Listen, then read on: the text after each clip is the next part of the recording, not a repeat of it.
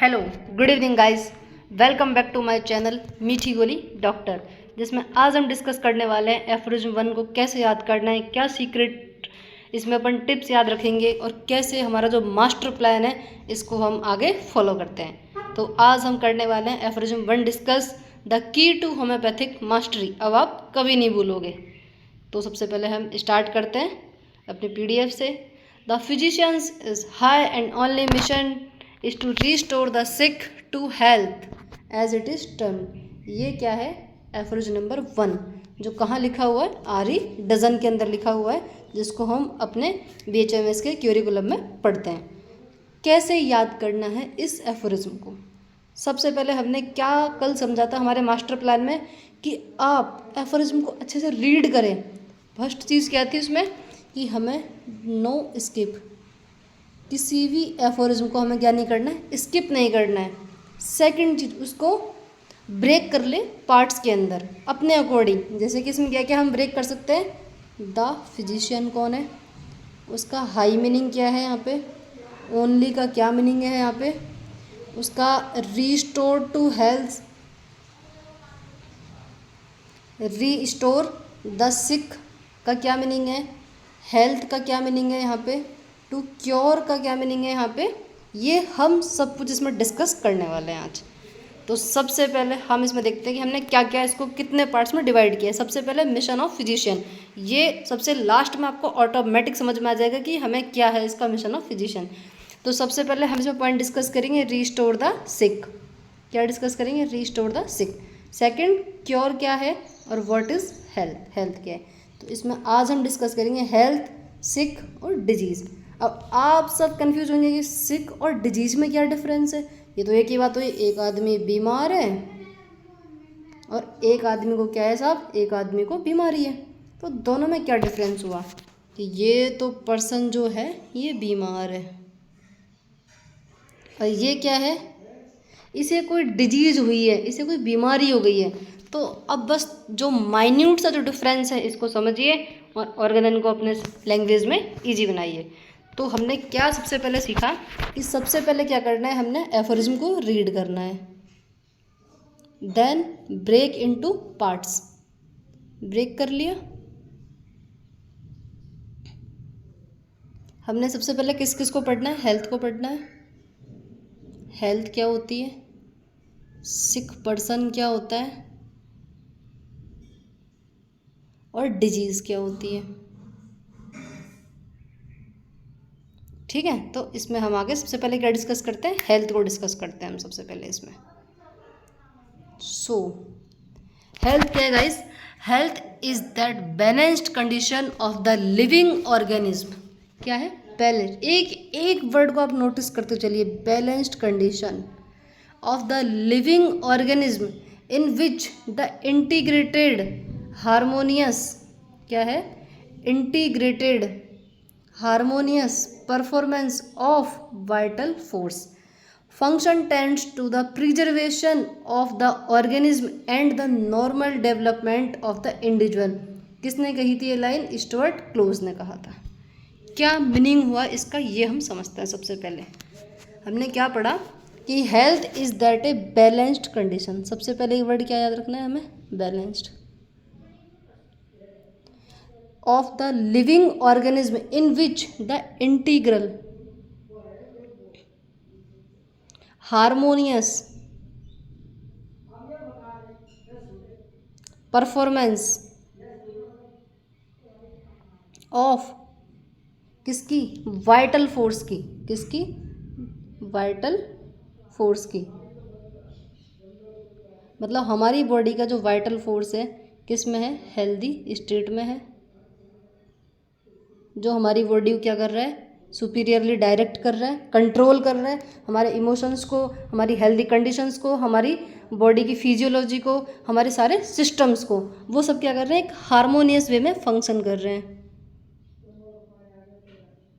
और इसको क्या बोला गया है? हेल्थ। कि एक जो हेल्दी पर्सन है उसका हार्मोनी क्या है, बैलेंस्ड है, उसके सारे फंक्शन क्या है, नॉर्मल है, जो भी है उसकी ऑर्गन्स की जो प्रिजर्वेशन है उसकी बॉडी में कोई डैमेज नहीं है, कोई ऑर्गेनिक डैमेज नहीं है, कोई स्ट्रक्चरल डैमेज नहीं है, एक क्या चल रहा है उसकी बॉडी में, नॉर्मल डेवलपमेंट चल रहा है ऑफ द इंडिविजुअल। किसने कही है ये लाइन, स्टुअर्ट क्लोज ने कहा था ये।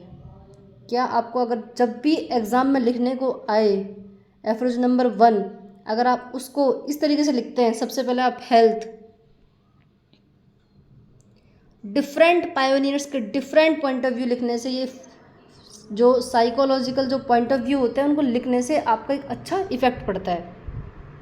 नेक्स्ट इसमें क्या पढ़ रहे हैं हम, health is a condition of a person where he is enjoying, क्या कर रहा है, enjoy state of well being, maintaining the sensations and functions of the body with ease and comfort without any complaints with the surrounding।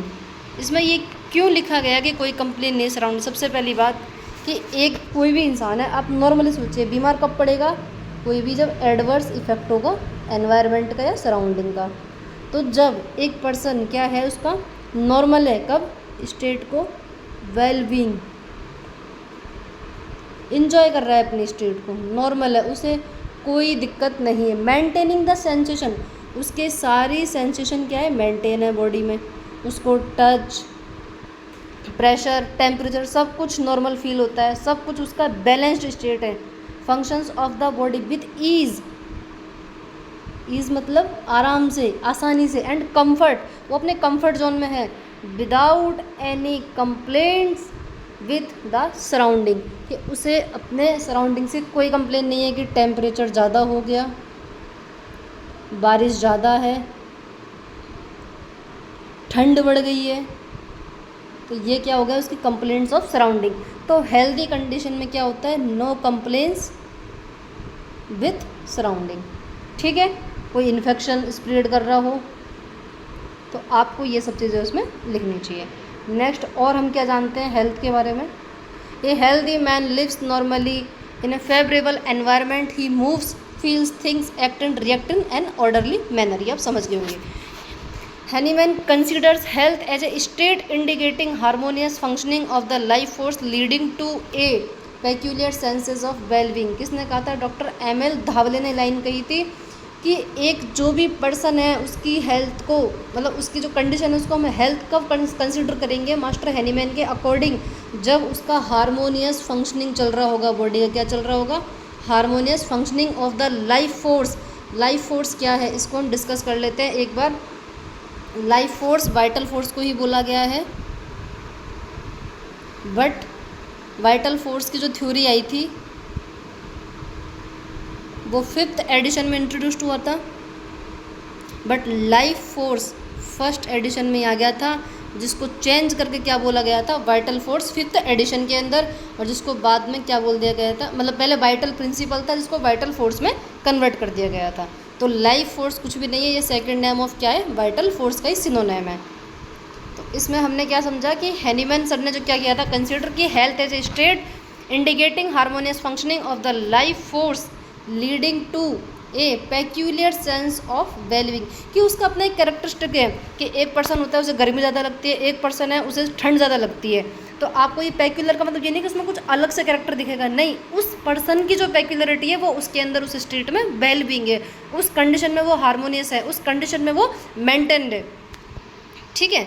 Next क्या है इसके अंदर कि in health all expressions of vital force may be expressed by a perfect functioning of all parts of body and have by a sense of general well-being। ये किसने कहा था, H.A. Robertson ने कहा है कि हर पार्ट बॉडी का एक परफेक्ट फंक्शनिंग में हो, उसे हम क्या करेंगे, हेल्दी कंडीशन कंसिडर करेंगे। नेक्स्ट क्या, health is A state of absence of symptoms of any sort, कि किसी भी प्रकार के कोई सिम्टम उस कंडीशन में नहीं है, उसे हम क्या कहेंगे, हेल्थ कहेंगे। कि कोई सिम्टम उसमें एब्सेंस है, कोई भी अलग से उसको परसेप्टिबल साइंस और सिम्टम जिस भी पर्सन में नहीं है उसे क्या बोलेंगे, हम हेल्दी पर्सन कहेंगे। नॉर्मल जो WHO की डेफिनेशन है उसको बोलते हैं कि health is the physical, social, psychological and economical wellbeing of a person. ये आपने 12th क्लास में भी पढ़ी है। Be observe Hahnemann stating restore the sick to health and not disease to health. ये पॉइंट है हमें समझने के लिए कि हैनीमैन सर ने क्यों कहा कि restore the sick to health and not disease to health. आइए इसे हम समझते हैं कि एक पर्सन है, हैनीमैन सर ने क्यों लिखा कि रीस्टोर द सिक। सिक ही क्यों लिखा, वो डिजीज़ भी तो लिख सकते थे, क्योंकि हैनीमैन सर ने कंसिडर किया कि एक जो पर्सन है जो सिक है, एक जो पर्सन है जिसको मेडिकल केयर की नीड है, वो उसकी होल एक्सटेंट में सफ़र कर रहा है। उसे सिर्फ एक पार्ट पे अगर कोई इशू है, लाइक हमने बोला कि उसे स्किन पे इरप्शन हुआ, तो इसका मतलब ये नहीं है कि वो एक मटेरियलिस्टिक कॉज आया, कोई इन्फेक्शन हुआ और वो इन्फेक्शन मटेरियलिस्टिक था तो वो सिर्फ उस एक बॉडी पार्ट को या बॉडी ऑर्गन को ही वो या बॉडी टिश्यू को ही अफेक्ट कर रहा है। नहीं, हैनीमैन सर के अकॉर्डिंग जो भी हमारी बॉडी में डिसएग्रीएबल सेंसेशन होती है वो किसकी वजह से होती है? Due to dynamic derangement of vital force. तो उन्होंने कहा कि एक सिक पर्सन क्या है, हम किसी डिजीज़ को क्योर नहीं करेंगे यहाँ पे, कि ऐसा नहीं है कि उसे फीवर आया था तो हमने फीवर कम करने की मेडिसिन दे दी तो वो पर्सन क्योर हो गया। नहीं, हम बेसिकली कुछ एक्यूट कंडीशन में फ़ीवर कम करने की मेडिसिन दे सकते हैं, बट आफ्टर रिलीफ हम उसे केस टेकिंग लेंगे एंड फाइंड ए कॉज कि किसकी वजह से वो फीवर आता है बार बार, या उसको क्या मियाजमेटिक उसमें डिरेंजमेंट है, फिर देन हम उसको ठीक करते हैं, उसे हम क्योर कहेंगे। तो हम डिजीज़ को क्योर नहीं करते हैं, हम उस पर्सन को क्योर करते हैं एज ए होल पर्सन, ना कि सिर्फ डिजीज़ पार्ट को। इसलिए हैनीमैन सर ने स्पष्ट उसमें क्लियरली मेंशन किया है कि restore the sick to health and not disease to health.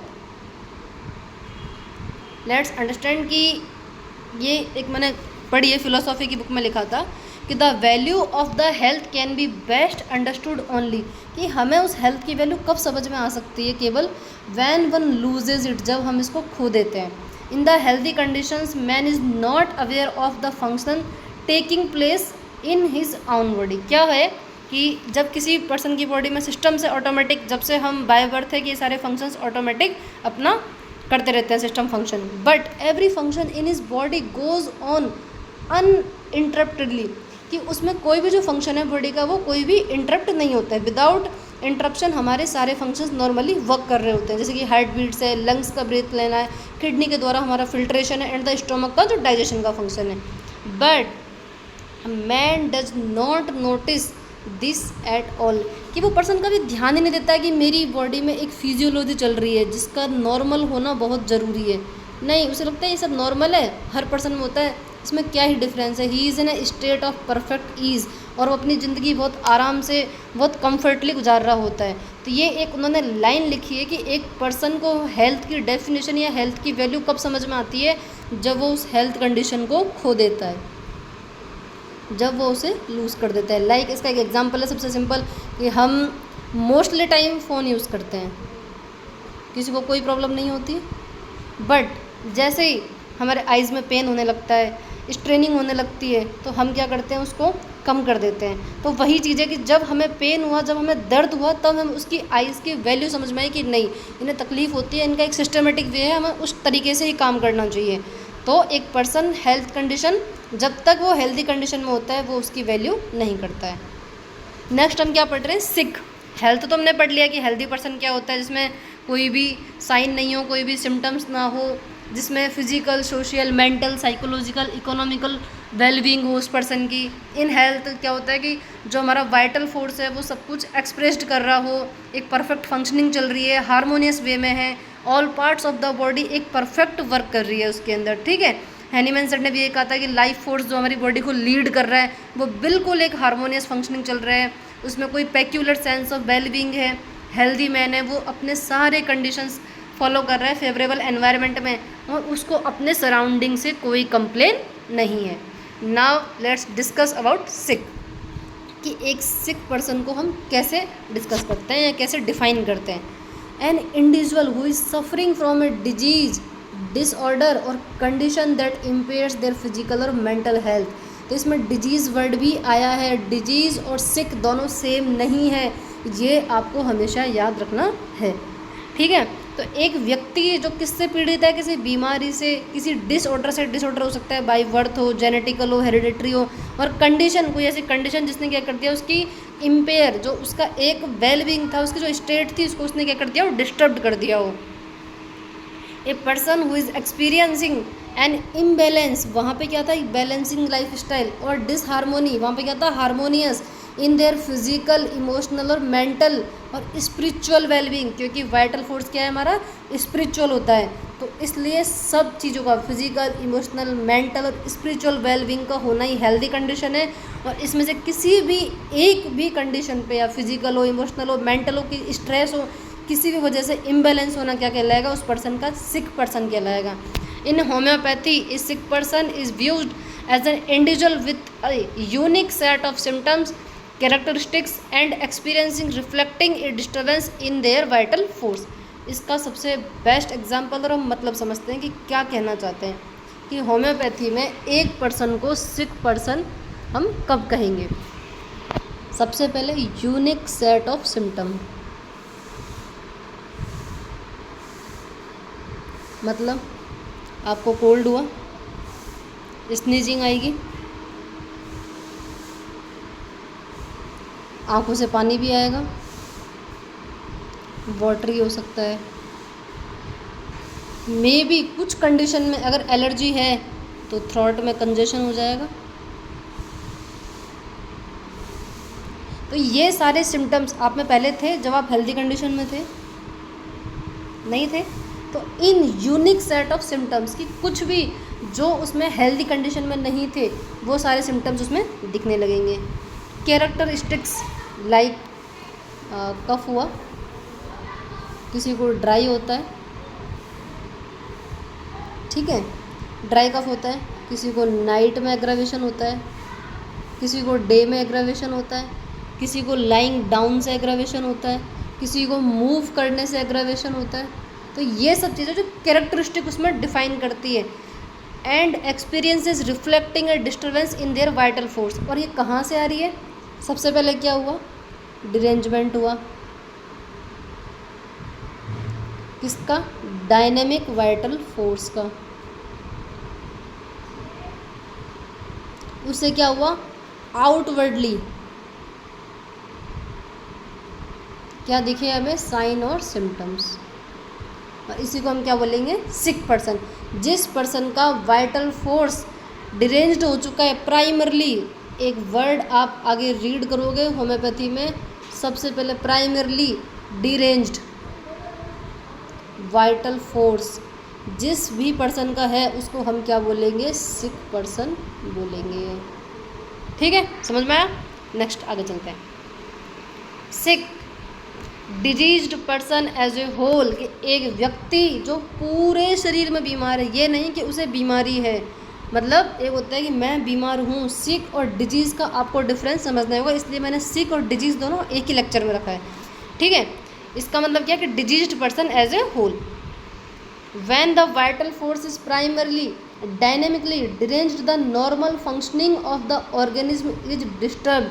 तो वही चीज़ कि सबसे पहले क्या होगा, वाइटल फोर्स प्राइमरली और डायनेमिकली क्या हो जाएगा, डिरेंज्ड हो जाएगा, और उसकी नॉर्मल फंक्शनिंग को क्या कर देगा, डिस्टर्ब कर देगा। उसे हम क्या बोलेंगे, सिक पर्सन बोलेंगे।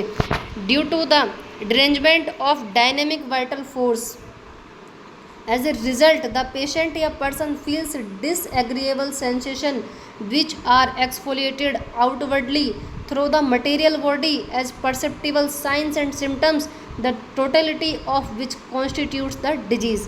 इसका मतलब समझते हैं कि इन्होंने क्या लिखा है, सिक पर्सन और डिजीज़ में क्या डिफरेंस हुआ। देखिए, सबसे पहले क्या बोला, वाइटल फोर्स डिरेंज हो गया, उसने क्या किया, आउटवर्डली मैनिफेस्टेशन शो किया, वो किसके रूप में आया, साइंस और सिम्टम्स के रूप में। लाइक सबसे पहले क्या किया, इसका एग्जांपल लेके समझते हैं। आपको एलर्जी हुई, नॉर्मली भी हो सकता है एलर्जी, स्नीजिंग आई, कफ हुआ, म्यूकस प्लग बनने लग गया। ये जो उसके सारे सिम्टम्स जो रिफ्लेक्ट कर रहे हैं उसकी मटेरियल बॉडी में, किसमें, मटेरियल बॉडी में, इसको क्या बोलेंगे, कॉन्स्टिट्यूट द डिजीज। क्या हुआ, उस स्नीजिंग, उस कफ और उस म्यूकस के कंजेशन ने मिलके एक डिजीज कॉन्स्टिट्यूट कर दी, जिसको हमने बोल दिया कि पर्सन को क्या हो गया, अस्थमा डिजीज है। बट ये पर्सन क्या है, सिक नॉट।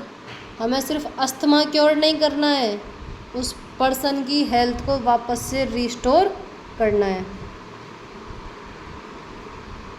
क्या करना है, उस पर्सन की हेल्थ को रिस्टोर करना है।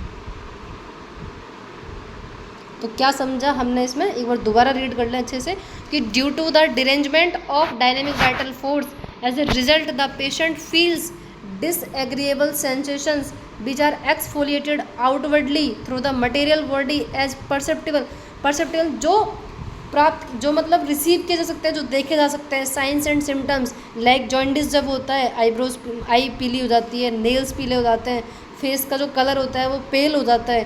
तो जो परसेप्टिबल, खांसी, जुकाम, स्नीजिंग, कफ जो होता है वो परसेप्टेबल है, साइंस एंड सिम्टम्स, स्किन पर रैशेज हो जाते हैं जो परसेप्टिबल्स हैं, the totality of which constitute the disease. और इन सारे साइंस और सिम्टम्स की जो टोटलिटी होती है वो क्या करती है, डिजीज़ पोर्ट्रेट बनाती है, जो हमारी होम्योपैथी में बहुत काम आता है। क्योंकि हम सबसे पहले क्या करते हैं, टोटलिटी करते हैं, totality of all perceptible science and symptom. Next क्या करते हैं, उसको डिजीज़ पिक्चर बनाते हैं, वही इन्होंने कहा है कि कॉन्स्टिट्यूट द डिजीज़। नेक्स्ट आगे बढ़ते हैं इसमें हम। Hahnemann said there are no diseased but sick people. Hahnemann ने सर कहा कि कोई मटेरियल कॉज नहीं है किसी भी डिजीज़ के लिए, बट हाँ सिक पर्सन हो सकते हैं, क्योंकि क्या होता है, वाइटल फोर्स डिरेंज हो जाता है। Sickness can be learned by the study of the proving of drugs upon the healthy economy.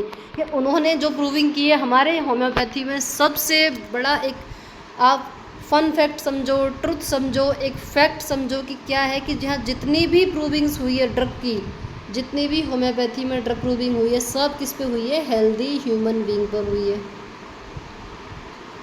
एफरोज number 108 के अंदर डिस्कशन है कि जितनी भी ड्रग प्रूविंग की है, जितनी भी ड्रग्स प्रूव की है हैनीमैन सर ने अपने लाइफ टाइम में, 99 ड्रग्स को उन्होंने प्रूव किया था, वो सारी किस पे हुई है, हेल्दी ह्यूमन बीइंग पर। आज भी मोर देन 3000 ड्रग्स प्रूव की जा चुकी है, बट वो सारी किस पे की गई है, हेल्दी ह्यूमन बीइंग पे। कि अगर हमें किसी भी पर्सन को सिक पर्सन समझना है कि सिकनेस कैसे होती है, तो जो ड्रग प्रूविंग होती है हेल्दी ह्यूमन में, तो उसमें क्या होता है, जो अब टॉपिक आ गया था एक बार हम डिस्कस कर लेते हैं कि हमारे यहाँ मेडिसिन क्या होती है,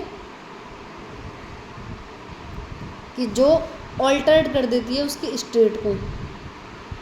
कि अगर हेल्दी पर्सन ने मेडिसिन ली तो उसमें साइंस एंड सिम्टम्स आएंगे, और वही साइन एंड सिम्टम्स अगर किसी सिक पर्सन में दिखते हैं तो उसी मेडिसिन से क्या हो जाएगा, क्योर हो जाएगा। तो इसलिए उन्होंने कहा कि अगर हमें सिकनेस को समझना है तो drug proving on healthy human हम समझ सकते हैं। Hahnemann meant disturbance of the whole personality, single कोई इसमें पार्ट नहीं, ऑर्गन नहीं, टिश्यू नहीं, whole personality. Derangement of the vital force is termed as sick, it is the derangement of the inner man which precedes any organic damage, जो क्या करेगा, हमारी body में कोई ऑर्गेनिक डैमेज कर सकता है। और अगर क्रॉनिक केस है, अगर मियाजमेटिक जो केस है उसमें क्या होता है, अगर लॉन्ग टाइम से केस चल रहा है तो वो स्ट्रक्चरल डैमेज भी कर सकता है। ठीक है, नेक्स्ट इसमें हम पढ़ते हैं डिजीज़ के बारे में। हमने हेल्थ पर्सन पढ़ लिया, हेल्दी क्या होता है, हेल्थ की डेफिनेशन समझ ली। इसमें हमने सिक पर्सन समझ लिया, सिक क्या होता है। नेक्स्ट हम डिस्कस करते हैं डिजीज़ के बारे में। डिजीज़ क्या होती है, the disease always manifests in the dynamic plane, only the dynamic miasmatic powers can derange the vital force. Disease in a abnormal vital process, a changed condition of life which is inimical to the true development of the individual and tends to organic dissolution eastward close।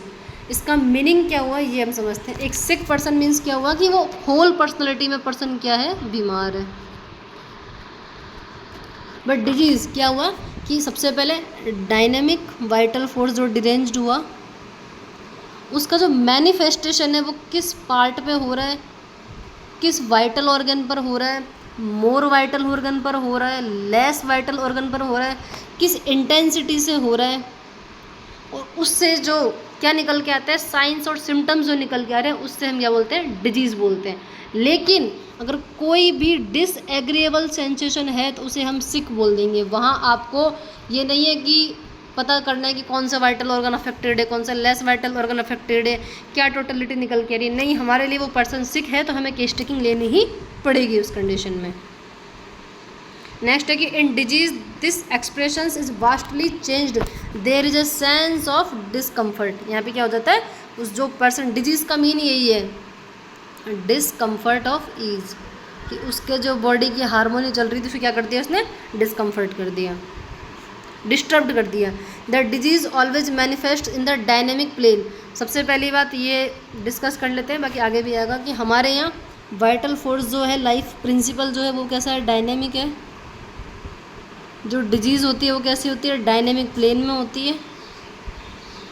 और जो medicine हम देते हैं इसको cure करने के लिए, वो भी हमारी डायनेमाइज्ड होती है मेडिसिन। अब ये डायनेमाइज्ड क्या होता है, डायनेमाइजेशन क्या होता है, ये हम आगे इसमें डिस्कस करेंगे। अगर आप लोग चाहेंगे तो कमेंट कीजिएगा टॉपिक के बारे में। नेक्स्ट, दिस डिजीज्ड स्टेट्स और disturbed states of the vital function present very extensive and extendedly variable external manifestation and the homoeopathic physician must devote much time to their study. कि जो disease होती है, वो disturb जो state होती है vital force की, बहुत वेरिएबल होती है, हर पर्सन में वो सेम तरीके से नहीं आएगी। तो इसलिए जो फिजिशियन है उसे अपनी स्टडी को मस्ट डिवोट, कि उसको बहुत ज़्यादा अपने उसको क्या बोलते हैं कि समर्पित कर देना है पढ़ाई के लिए, कि उसे समझ पाए कि उसमें क्या पैथोलॉजी है, क्या डिजीज है, क्या एक्सटर्नल उसका मैनिफेस्टेशन हो सकता है। ये काफ़ी ज़्यादा वेरिएबल टाइप की होती है। समरी, अभी तक जो हमने पढ़ा उसमें क्या समझा, आप कहोगे कि ये तो एफोरिज्म का था चैनल, आप पता नहीं क्या हेल्थ पढ़ा रहे हो, सिक पढ़ा रहे हो, डिजीज़ पढ़ा रहे हो, बट इसकी अल्टीमेट आपको समरी समझ में आ चुकी होगी। सिर्फ एक वर्ड है जिसको हम समझ लेते हैं इसके अंदर, कि जो ये वर्ड लिखा है ना, ओनली, उसमें हाई एंड ओनली, इसका मीनिंग क्या है। The word only calling means it is the sole responsibility of physician. क्या है, सोल रिस्पॉन्सिबिलिटी ऑफ फिजिशियन है इसमें। सबसे पहला अल्टीमेट गोल, जो मिशन उन्होंने दिया है, वर्ड एम बोल सकते हैं इसे हम, गोल बोल सकते हैं फिजिशियन का, वो क्या है, of a doctor, of a physician is to heal the patient, patient को हील करना है। The word only calling means it is a sole responsibilities. क्या है, एक फिजिशियन की सोल रिस्पॉन्सिबिलिटी है। नो अदर एम, उसका कोई दूसरा एम नहीं होना चाहिए, such as research, academic, debates और कमर्शियल सक्सेस, उसे ये सब उसके लिए सेकेंडरी होना चाहिए। Should come before curing the सिक, सबसे पहले उसके लिए क्या आना चाहिए, एक जो सिक पर्सन है उसे क्योर करना आना चाहिए। This aphorism sets the moral and ethical standard for all medical practice, emphasising that the patients wellbeing become first, कि सबसे पहले उस पेशेंट का ठीक होना ही हमारे लिए सबसे फर्स्ट काम होना चाहिए, सबसे फर्स्ट मकसद वही होना चाहिए। तो इसका हमने समरी देख लेते हैं कि क्या हुआ, कि फिजिशियन का जो मिशन है वो क्या है, उसकी हेल्थ को रीस्टोर करना। क्या करना, रीस्टोर करना। और रीस्टोर क्यों करना है, कि देखो सबसे पहले वाइटल, सबसे पहले क्या है, पर्सन हेल्दी कंडीशन में है, क्या हुआ, डिरेंजमेंट हुआ, किस में, वाइटल फोर्स में, तो पर्सन क्या हो गया, सिक। अब हमने क्या किया, साइन और सिम्टम से क्या बनाई, टोटलिटी, और क्या बनाया यहाँ पर, डिजीज़, टोटलिटी ऑफ सिम्टम है, डिजीज़ पिक्चर। ये पर्सन को क्या दी हमने, मेडिसिन, जो कि कौन सी है, डायनेमिक मेडिसिन है। और पर्सन क्या हो गया, क्योर। ये क्या मतलब, वापस किस में आ गया, हेल्दी कंडीशन में आ गया। तो यहाँ से वापस यहाँ ये जो कंडीशन है, इसे ही हम क्या बोलते हैं, क्योर बोलते हैं। कि जो सिक पर्सन जो बना उसको वापस से क्या करना है, हमें हेल्दी कंडीशन में चेंज करना है। हेल्थ को सिक बना किसकी वजह से, वाइटल फोर्स की वजह से, उसके डिस्टर्बेंस या डिरेंजमेंट की वजह से, और हमें मेडिसिन देके उसे वापस क्या करना है, हेल्दी कंडीशन में लाना है। और इसे हम क्या कहेंगे, क्योर कहेंगे। और एक फिजिशियन का क्या मिशन होता है, फिजिशियन का अल्टीमेट सिंगल हाई ओनली यही मिशन है कि वो क्या करे, सिक पर्सन को उसकी हेल्थ रिस्टोर करके वापस दे। थैंक यू गाइस बने रहने के लिए। आज का सेशन हमारा यहीं एंड होता है। सब्सक्राइब कीजिए मीठी गोली डॉक्टर को एंड जुड़े रहिए हमारे साथ ऐसी ही अल्टीमेट सीरीज़ के लिए। Thank you.